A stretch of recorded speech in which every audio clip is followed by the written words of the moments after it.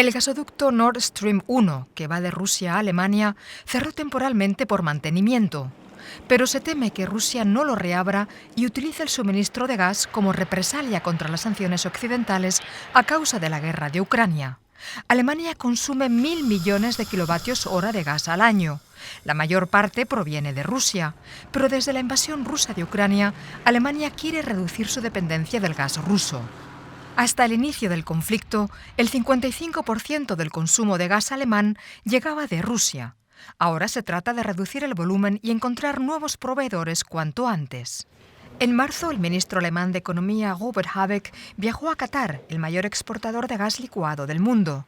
Alemania y Qatar acordaron una asociación en el ámbito energético, y eso implica construir terminales de gas licuado en Alemania. El 30 de marzo, Alemania activó el primer nivel de su plan de emergencia para garantizar el suministro de gas natural ante el posible riesgo de suspensión de las entregas rusas. En abril, la dependencia alemana del gas ruso se había reducido a un 35% tras haber sido reemplazado por gas procedente de Noruega y los Países Bajos. A mitad de junio, Rusia redujo el flujo de gas hacia Alemania alegando un problema técnico. Por ello, el 23 del mismo mes, el ministro de Economía activó el segundo nivel de alerta. Habeck llamó a la industria a bajar el consumo, pero también a los ciudadanos, por ejemplo, reduciendo el tiempo de duchas. A principios de julio se expide la Ley de Seguridad Energética, que permite al Estado, a través del Ejército, ayudar a empresas energéticas aquejadas de falta de suministro. Todo ello para evitar quiebras y un posible corte de gas a los ciudadanos.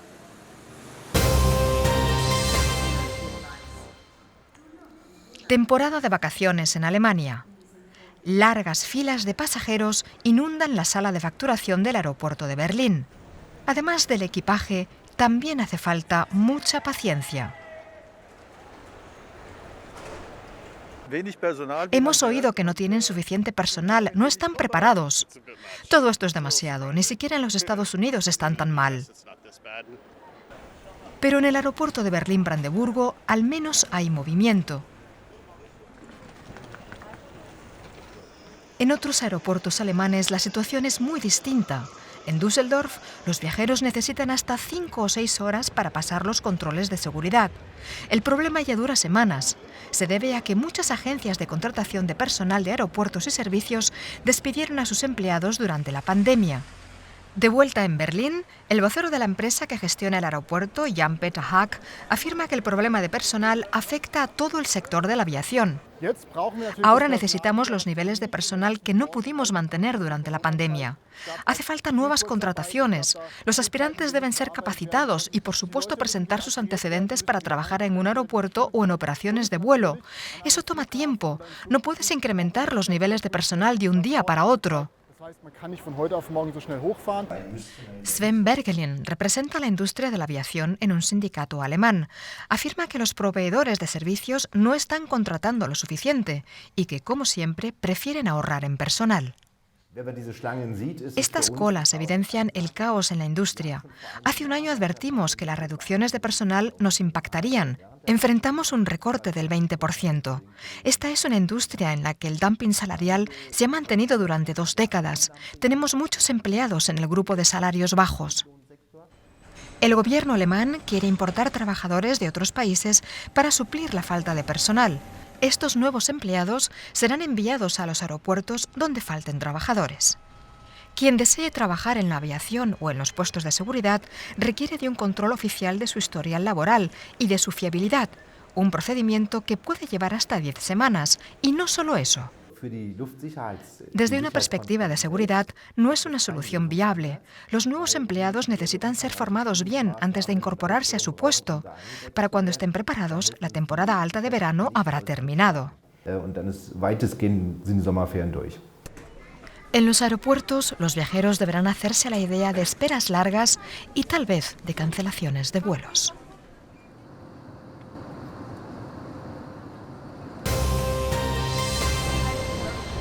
Como excomisaria europea de Agenda Digital, Neelie Kroes tenía específicamente vetado trabajar para Uber.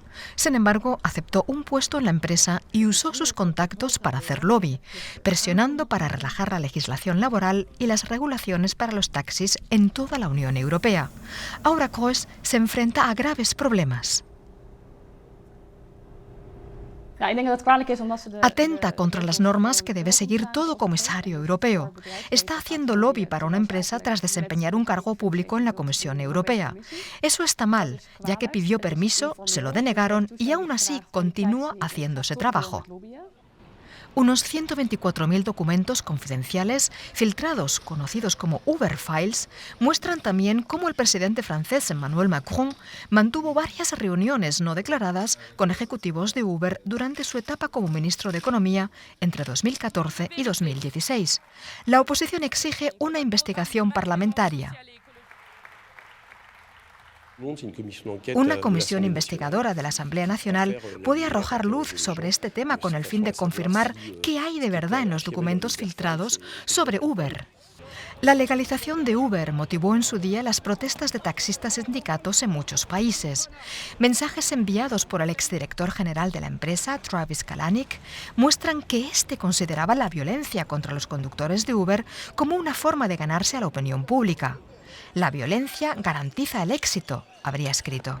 Según la información filtrada, Uber habría implementado en sus oficinas de varios países un dispositivo para interrumpir el acceso a sus servidores e impedir así que las autoridades pudiesen recoger pruebas durante los registros policiales. En un comunicado, Uber reconoce errores, pero los atribuye a la antigua directiva. El martes, un euro valía exactamente lo mismo que un dólar estadounidense. Se trata de la cotización del euro más baja de los últimos 20 años. La subida de los tipos de interés y unas perspectivas económicas comparativamente mejores en Estados Unidos han hecho subir el valor del dólar. Por el contrario, los temores a una ralentización del crecimiento debido a la guerra de Ucrania pesan sobre la eurozona. España quiere imponer temporalmente impuestos adicionales a los beneficios extraordinarios de bancos y empresas energéticas. Con ello busca recaudar unos 7.000 millones de euros en los próximos 2 años. El objetivo, según ha declarado el Gobierno, es devolver a los ciudadanos parte de los beneficios derivados del aumento de los precios durante la pandemia. Un tribunal de distrito de Tokio ha condenado a la antigua directiva de la empresa energética TEPCO a pagar 95.000 millones de dólares por daños y perjuicios por la catástrofe de Fukushima. El informe concluye que los ejecutivos podrían haber evitado la catástrofe nuclear ocurrida en Japón hace más de 11 años. En noviembre, el número de habitantes de la Tierra alcanzará los 8.000 millones. Así lo indica un informe de Naciones Unidas. Pero aún con esta cifra récord, el crecimiento de la población se ha ralentizado hasta su nivel más bajo desde la década de 1950. En los países en desarrollo crece el número de habitantes. En cambio, en Europa, la población envejece.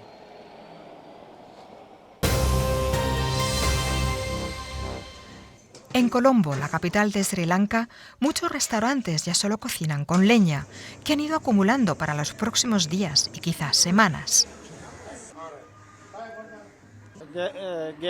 No hay gas para cocinar, tampoco hay gasolina ni diésel. Los precios de los productos cambian según la hora del día. El valor es uno durante el día y otro en la noche. Es muy difícil sacar adelante un negocio en este momento.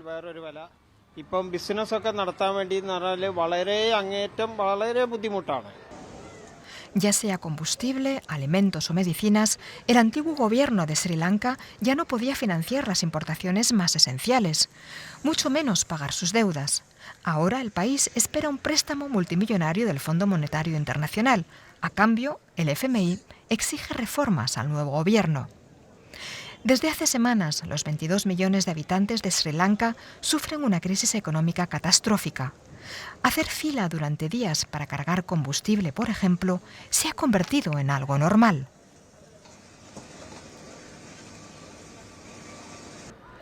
Cinco días hemos tenido que esperar en la fila para que luego solo nos den 3 litros de gasolina. Trabajamos en un servicio de mensajería. Eso nos alcanza solo para un día.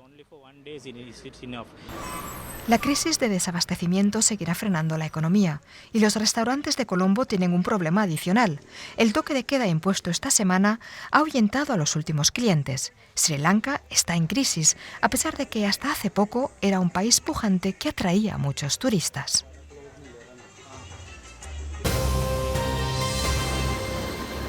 El trigo está maduro y la cosecha ha comenzado, como aquí, en Dnipropetrovsk, 400 kilómetros al sureste de Kiev, la capital.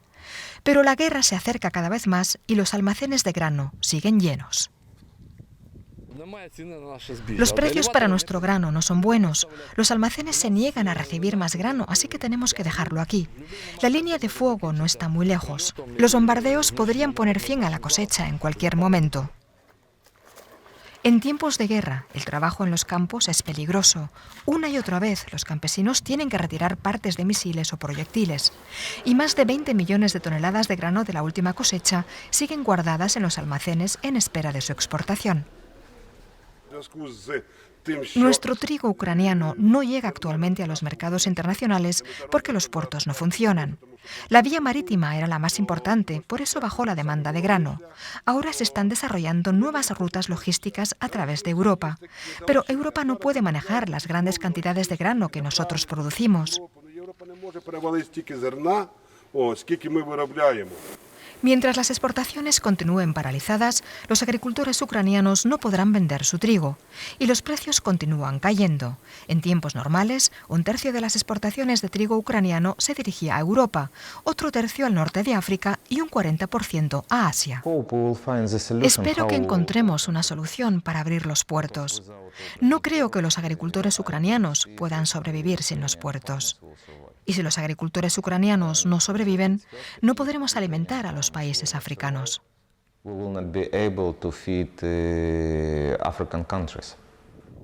Además, los expertos advierten de que la cosecha de trigo de este año en Ucrania será escasa, no solo por la guerra, sino también debido a la sequía.